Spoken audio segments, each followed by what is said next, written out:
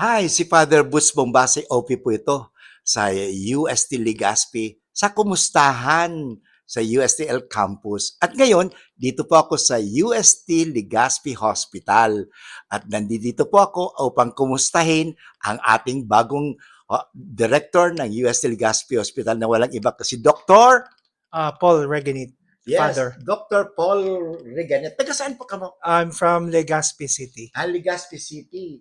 And since naging director ka, ano ang dating trabaho mo?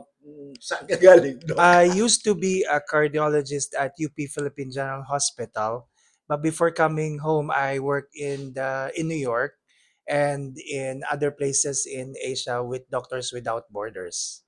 Wow. But now I'm a cardiologist here in Legazpi City. Wow, na-strike ako.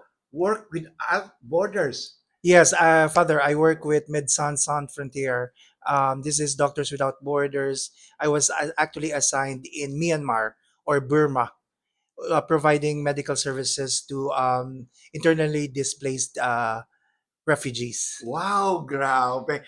At ngayon, bilang director ng UST Legazpi Hospital, kumusta naman? I'm just like 3 weeks old with the job, so we're trying to organize things and make things more efficient. So that's the goal.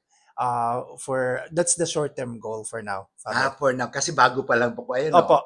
Okay. So, ano po ang plano ninyo na naiisip nyo na gawin parang ang UST Legazpi Hospital talagang ah, hospital of choice?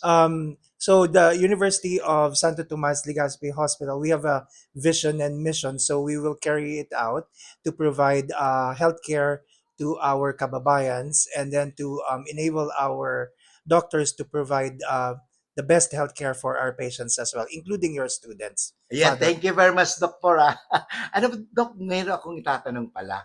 Itong mga gamit natin dito sa UST Legazpi Hospital, di ba, improve na yung mga ano tayo, of course, ultrasound, ano pa yung mga mga equipment na nakikita natin dito talagang makakatulong sa pasyente. So we have basic services here, laboratories, meaning complete blood count, and then check the kidney, and then the livers, and then other specialized tests. We also have a 2D echo, which could check the heart, and at the same time, a CT scan, which could image the body. So if someone needs any of those services, we'd be more than willing to assist, Father.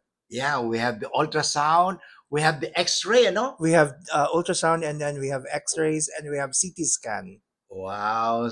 Now, Doc, pwede ba natin imbitahan yung mga may sakit na gusto talaga nilang mapagaling agad pumunta dito sa ating UST Legazpi Hospital? So, Father, we'd like to invite everyone. The University of San Tomas Legazpi Hospital is ready and willing to help assist patients to provide healthcare to them. We have very competent physicians here, and then we have very compassionate nurses as well as support staff. So we would be more than willing and happy to assist anyone with their health or medical needs. Thank you very much, Doc. Thank And you, we are Father. so blessed to have you.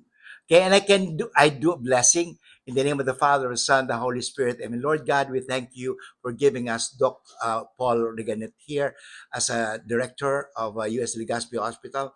May you bless him always and give him the necessary graces that he needs, especially to administer, and that we'll be able to be your instrument of healing. Lord God, I ask you now to bless him, the Father, the Son, and the Holy Spirit. Amen. Thank you very much, Doc. God bless you. Father. We're always Thank welcome you. to come over po.